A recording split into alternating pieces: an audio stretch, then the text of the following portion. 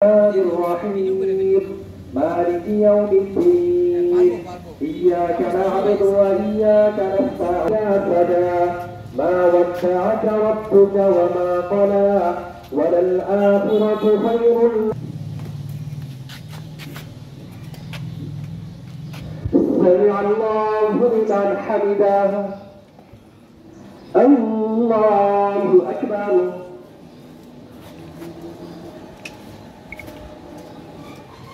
الله أكبر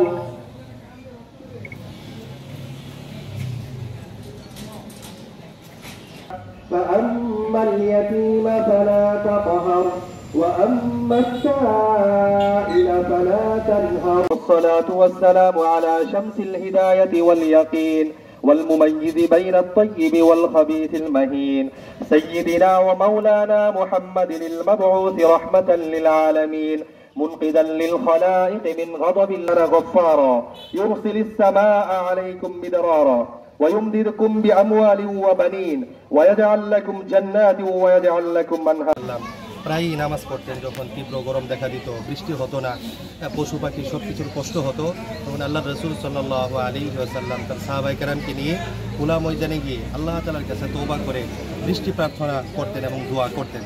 বুখারী শরীফের মধ্যে আছে আল্লাহ রসুল সাল্লাল্লাহু আলাইহি ওয়াসাল্লাম একদিন মসজিদে নববীর মিম্বরে দাঁড়িয়ে খুতবা দিচ্ছিলেন। তখন এক সাহাবী এসে বললেন, ইয়া রাসূলুল্লাহ ইয়া হাবিবাল্লাহ হালাকাতিল আমওয়াল ওয়ানকাতাআতিস সুবুল ফাদউল্লাহ আইয়ুগীথানা। আল্লাহর রাসূল পশু পাখি ধন সম্পদ আমাদের সব কিছু তীব্র গরমের কারণে ধ্বংস হয়ে যাচ্ছে, আপনি আল্লাহ তাআলার কাছে একটু দোয়া করেন, আল্লাহ তাআলা যেন বৃষ্টি বর্ষণ করেন, আমাদেরকে তৃপ্ত করে দেন। আল্লাহ রাসূল সাল্লাল্লাহু আলাইহি ওয়াসাল্লাম দোয়া করলেন, আল্লাহুম্মা আগিসনা আল্লাহুম্মা আগিসনা, হে আল্লাহ আপনি আমাদেরকে বৃষ্টি বর্ষণ করে আমাদেরকে ঠান্ডা করে দেন।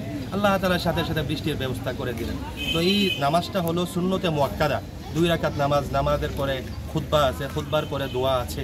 সমস্ত জনগণ আল্লাহ তাআলার কাছে তওবা করবে নিজেদের অপরাধের জন্য, নিজেদের গুনাহের জন্য। কারণ গুনাহ যখন বেশি হয়ে যায়, অপরাধ যখন মাত্রাতিরিক্ত হয়ে যায়, তখনই আল্লাহ তাআলার গজব আসে। গজব বিভিন্নভাবে আসে, রোদ প্রকট আকার ধারণ করা, বেশি বৃষ্টি আসা, তুফান, ঝড় তুফান, এগুলো সব কিছুই হলো আল্লাহ তাআলার গজব। এই গজব থেকে রক্ষার জন্য আল্লাহর কাছে তওবা করা, এইটা নামাজটা হলো মূলত আল্লাহ তাআলার কাছে তওবা করারই একটা নামাজ।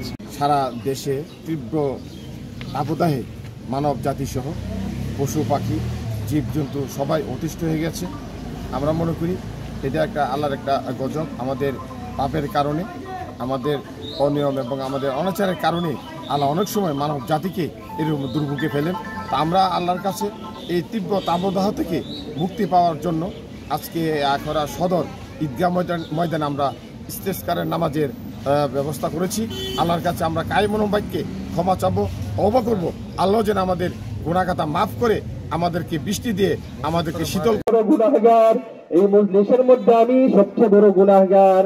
আল্লাহ আমরা সবাই মিলে তোমার কাছে তওবা করি। গুনাহের মোজা আমাদের দিলের মধ্যে মিশে গিয়েছে গো মাওলা। আল্লাহ তুমি তো রহমান, দয়া করাকে পছন্দ করো গো আল্লাহ। মেহেরবানি করে আমাদের সবার উপর তুমি দয়ার ফয়সালা করো গো মাওলা।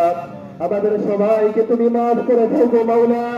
আল্লাহ প্রতিদিনে তোমার কাছে তওবা করছি গো মাওলা, প্রতিদিনে তোমার কাছে তওবা করছি গো মাওলা। ভুল করো না, আমাদের জিন্দেগির সব গুনাহকে মাফ করে দাও।